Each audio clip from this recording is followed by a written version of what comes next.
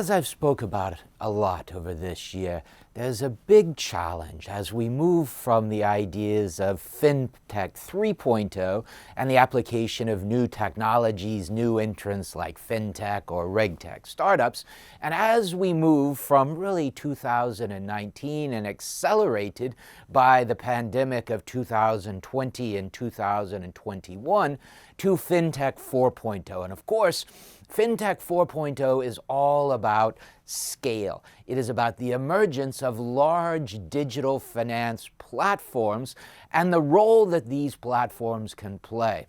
And our team has been working very closely with an initiative from the United Nations, an initiative on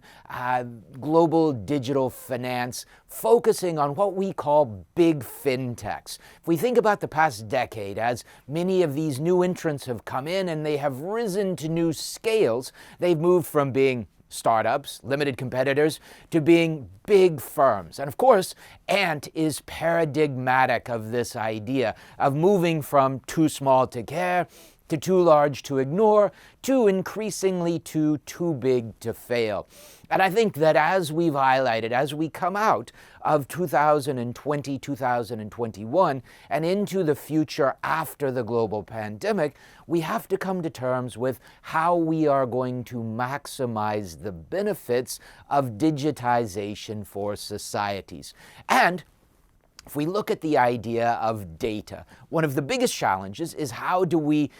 get the benefits that come from aggregation, as we've seen with the emergence of big fintechs and other forms of digital platforms, versus the risks of concentration and dominance, both from the standpoint of financial stability, of over-reliance, as well as from the reductions that may come in competition and development. How do we get big fintechs to support wider sustainable development as we move ever closer to 2030 and our targets, both under the UN Sustainable Development Goals as well as under the UN Climate Change Convention? And in a new paper released today, we highlight just how this can be done. We highlight 5 principles focusing on financial regulation, on corporate governance, on competition policy,